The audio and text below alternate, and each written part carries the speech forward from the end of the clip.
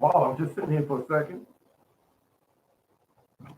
I just went through a learning experience.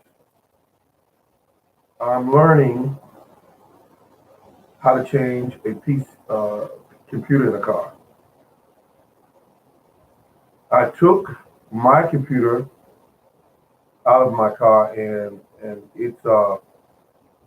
learned something very valuable. I did what they call reset on my computer, and I'm gonna tell you folks, if you don't know how to set that computer back,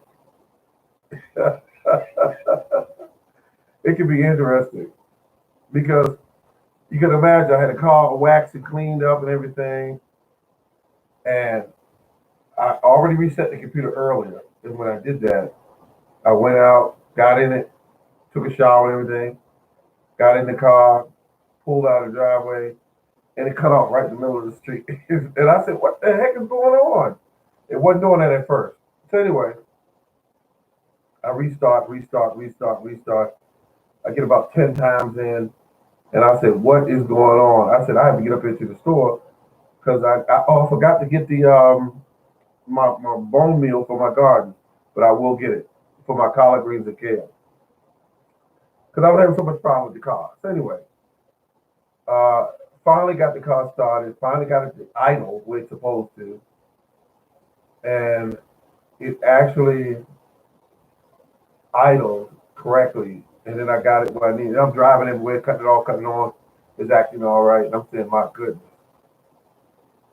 I did something wrong. I said, because it wasn't doing this at first. So at any rate, I come back home.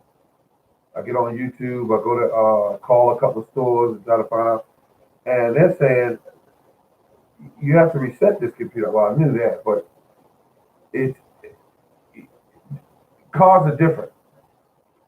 Cars are different. The older cars are different in program than the new ones are. So she was explaining to me on the phone that mine was just plug and play.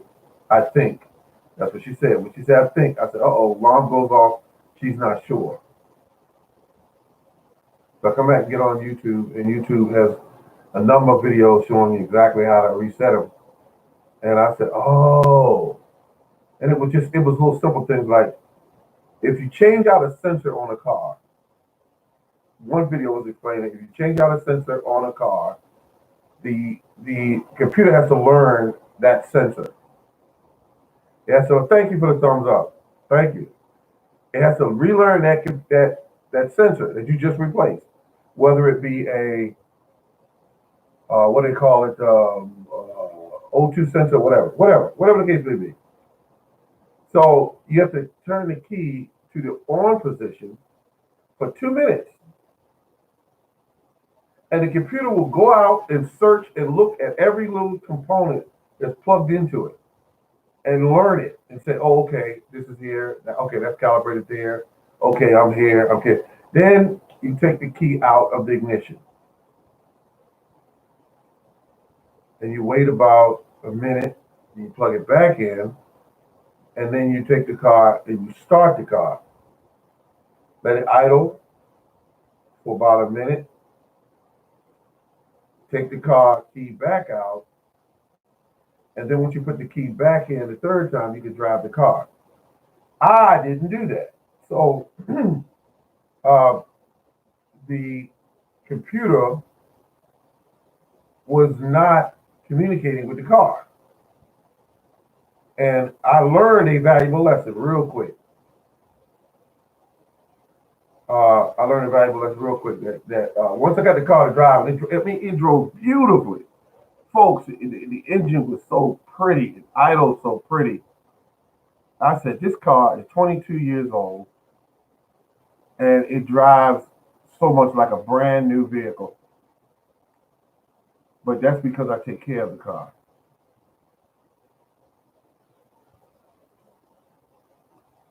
Beautiful. I mean, it was just idling, just so pretty. But anyway, I did get my collard greens put in. this morning. I overkilled. I got to put in. I said, the heck with this. My foot is stopped, giving me a problem because I got to stop jamming down on that shovel as hard as I do. Hello from Southern America. Hello, how you doing? How you doing? Expert family. Beautiful. Somebody actually stepped up and said hello. I appreciate that. Uh, excuse me. But got the collard greens done, put in the ground, and I'm happy about that. Happy because the collard greens are in. Um, and I'm gonna tell you folks, I'm happy because I saw on the first ones I put in 4 days ago, they're coming up. Not a lot of them coming up. I'm concerned about that, but that's okay. They'll come up. They'll come up. They'll get the strength to come up and start hiding out. And I put in what I did is I mixed into the soil. Well, no, I put on top of the soil some cow manure, which is a black cow. I put that on top, but this time I didn't put the fertilizer on top. But I'll get that done. No big deal because I watered everything in with rainwater because I love using rainwater. Oh, and plus, folks, putting those barrels on the side of my property. I washed 2 cars, and those barrels are still plumb full. I washed 2 cars, and I had one car that was really dirty, and I washed it with rainwater. And I'm gonna tell you something, folks. I got that battery out there, which is a deep cycle battery. It's got a 100 psi shore flow pump on it, and I'm gonna tell you something. That shore flow has got that pressure valve on it. When you cut the hose off on the end when you're spraying, it shuts off the pump. So the pump's never completely always running, and I love that. That makes you feel good, like you did it right. So I got the barrels years ago at a car wash, and all was in it was soap. So I rinsed them out like a number of times, the barrels, and I've been using for my garden for years. For years, I've been using these barrels. So there's no chance of anything being a problem. Um, at first, they had soap in them, but the best ones to get are the food grade ones. If you have that convenience, like a soda company around you, or whatever, you get those 55-gallon drums. I have two. It's close to 100 gallons.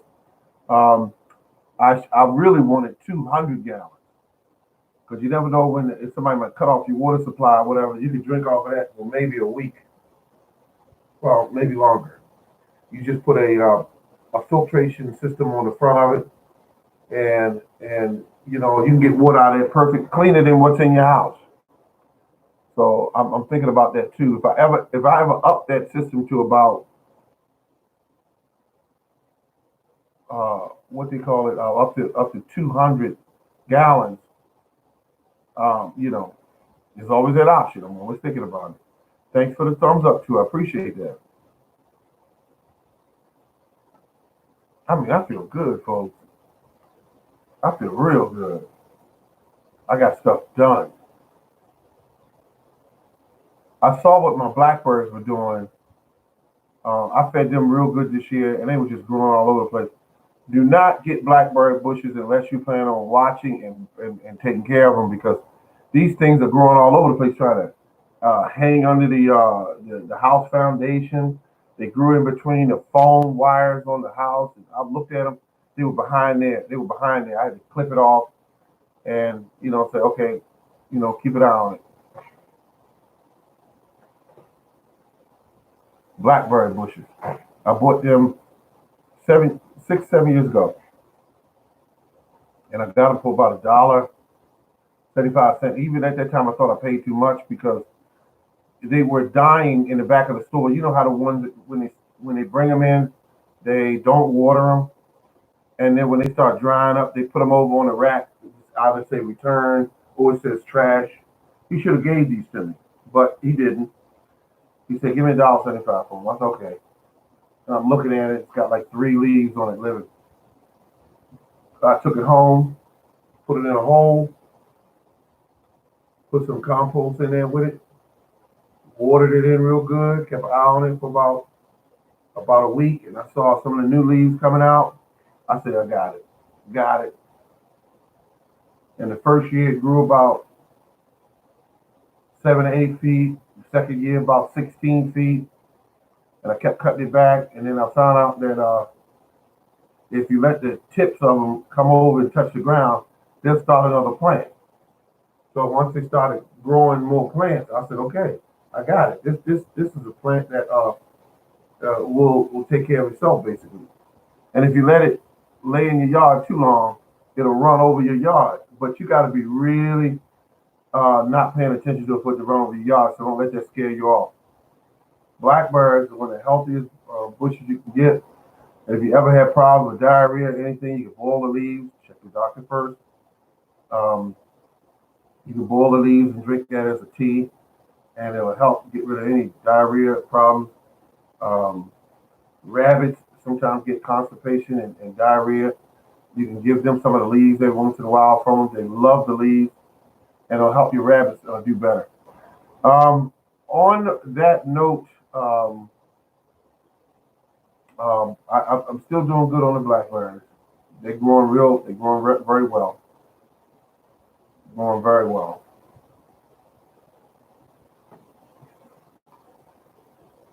Oh, thank you for the thumbs up.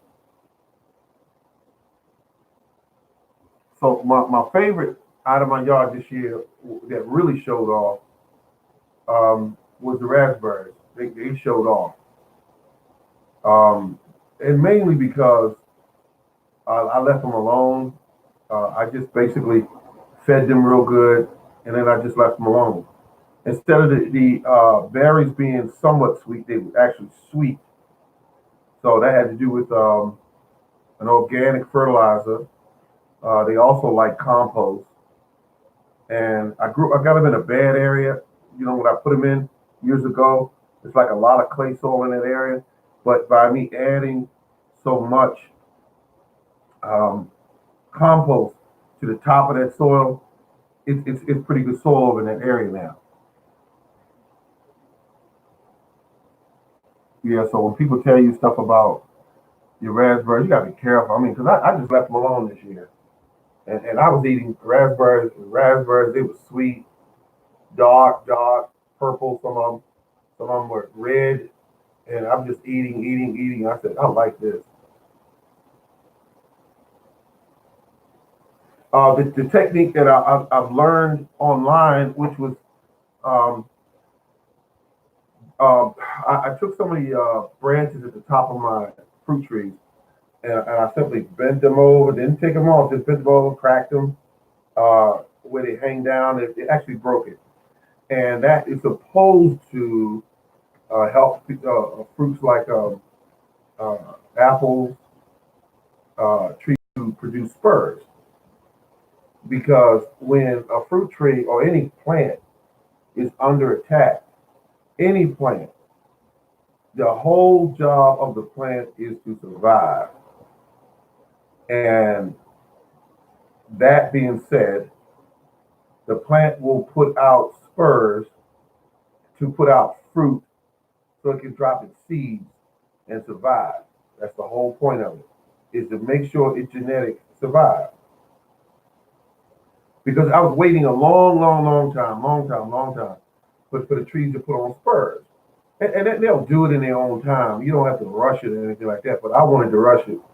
So I went ahead and anywhere, the branches were straight up, I just bent them and cracked them off, bent them, cracked them off, and I said, that's it.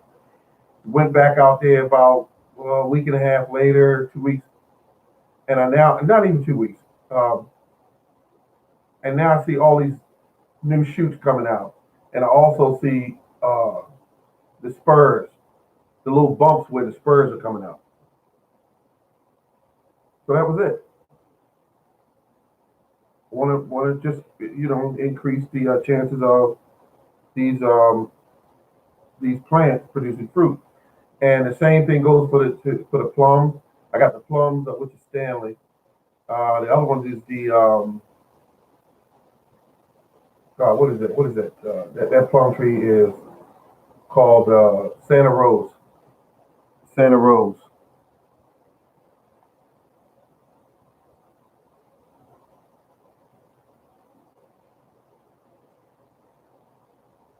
I did the same with the pear trees as well. Didn't do that with the what do they call them trees? The peach trees, because I get so many peaches. I get so many peaches. Um, just so many. You get that many peaches, you don't know what the heck to do with them when you get that many peaches. And that being said, I um,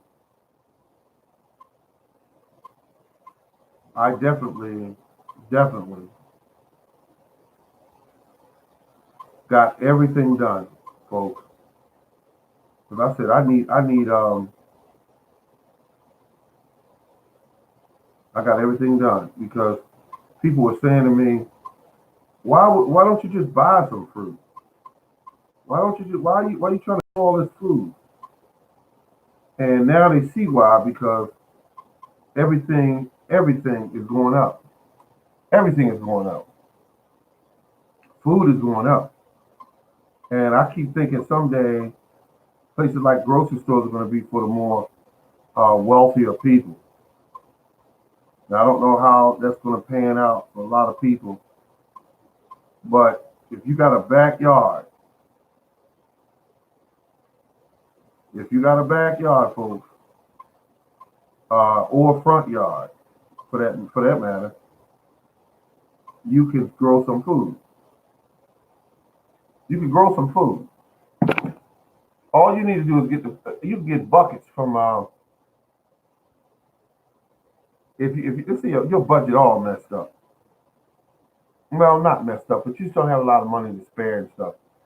I get me some 5 gallon buckets, come up about 3 4 inches, drill my holes all the way around. That way you can hold a reservoir of water in that bucket, and put me some soda bottles in there. Put the cap back on them. That'll hold it up so that you just fill the bottom up with those soda bottles or water bottles.